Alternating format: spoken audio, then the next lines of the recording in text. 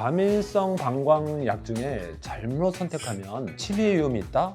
알고 계셨는지 모르겠어요. 그래서 65세 이상 환자분들께는 웬만하면 잘 처방하지 않는데 오늘 최신 가이드라인에 맞춘 확실한 약물 선택법과 약이 잘 안 들었을 때 그 시술 옵션이라든지 그리고 미래의 치료법까지 알기 쉽게 풀어서 정리해 드리겠습니다. 약을 먹어도 입만 마르고 효과는 잘 모르겠다거나 어떤 약이 나한테 맞는지 헷갈리시는 분들이라면 오늘 내용을 통해 방광의 작동 원리부터 약을 어떤 약을 선택하는지 그 기준까지 완벽하게 이해하실 수 있을 겁니다.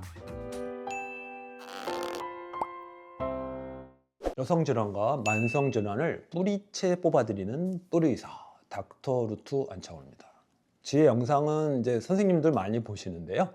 많이 참고해 주시고 환자 보실 때 유익하게 이용을 해 주시기를 간절히 바라겠습니다. 자, 먼저 약 이야기를 하기 전에 방광이 소변을 담았다가 내보내는 원리를 이해해야 하는데요.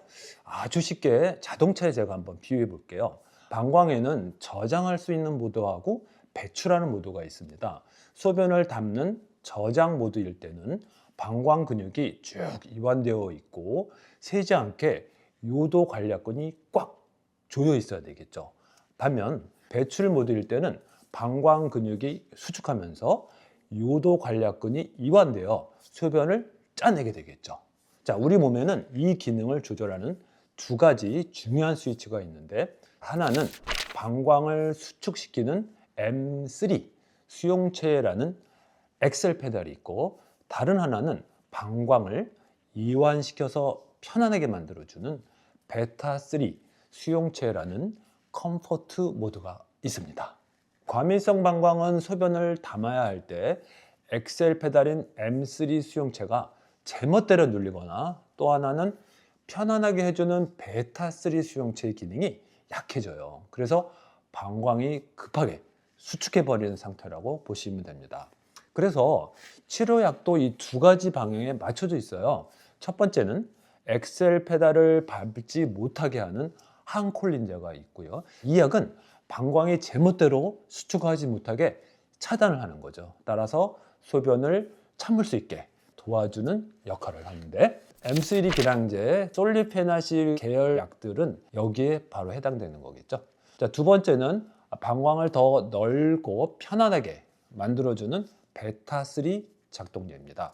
이건 억지로 누르는 게 아니라 방광의 긴장을 풀어줘서 소변을 더 많이, 더 편하게 담을 수 있게 해주는 약으로서 미라베그론 같은 약이 대표적입니다.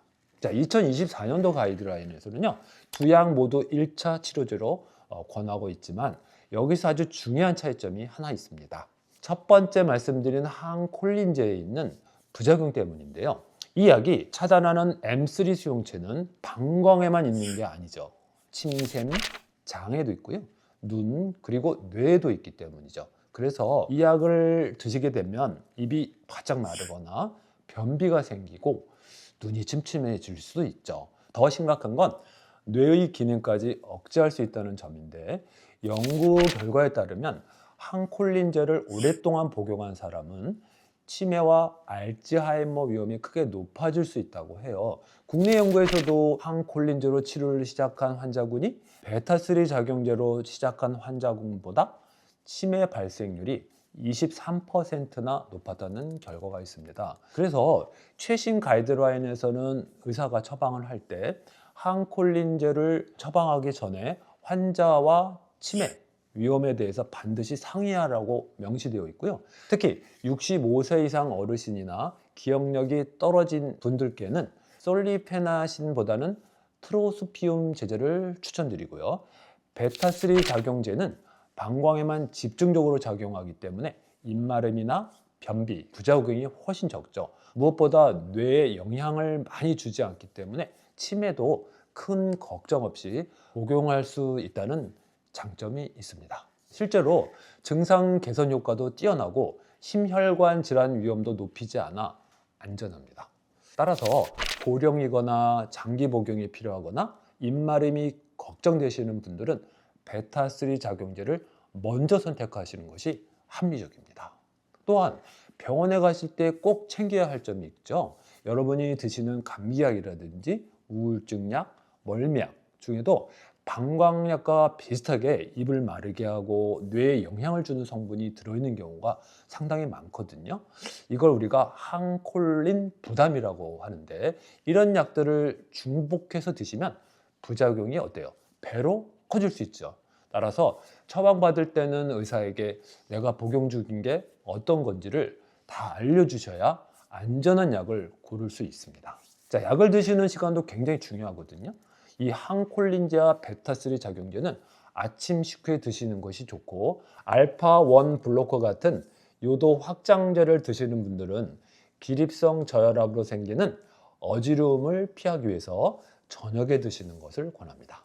만일 약을 썼는데 효과가 충분하지 않아도 포기하시면 안 됩니다. 간단한 시술 방법들이 있거든요. 첫 번째는 방광 보톡스 주사인데, 방광 근육에 보톡스를 놓으면 근육이 이완되니까 급한 증상이 아주 좋아지겠죠. 자, 두 번째는 척수신경 조절술로 엉치뼈 근처에 아주 작은 심박동기 같은 기계를 넣어서 미세한 전기 자극으로 방광신경을 조절해주는 방법입니다. 자, 세 번째는 후경골신경 자극술인데요.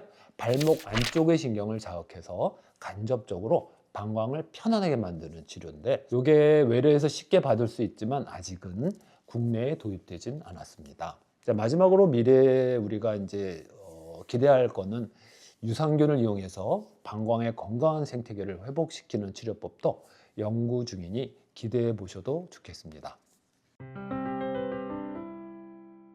오늘 내용을 정리하자면, 항콜린제는 방광이 쥐어짜는 힘을 억제하고, 베타3 작용제는 방광 근육을 부드럽게 이완시키는 작용을 합니다. 부작용이 적고 뇌 건강에 비교적 안전한 이완시키는 약, 즉 베타3 작용제를 우선 고려하는 것이 세계적인 추세입니다. 약의 효과가 떨어지면 다양한 시술 옵션도 있으니 전문의와 상의해 보시는 게 좋고요. 다음 영상에는 이제 궁금하시겠지만 제가 이제 간단하게 설명을 드리면, 자다가 깨서 화장실에 가는 야간요 문제에 대해서 자세히 다루겠습니다. 지금까지 여성 질환과 만성 질환을 뿌리채 뽑아드린 뿌리의사 닥터 루트 안창훈이었습니다.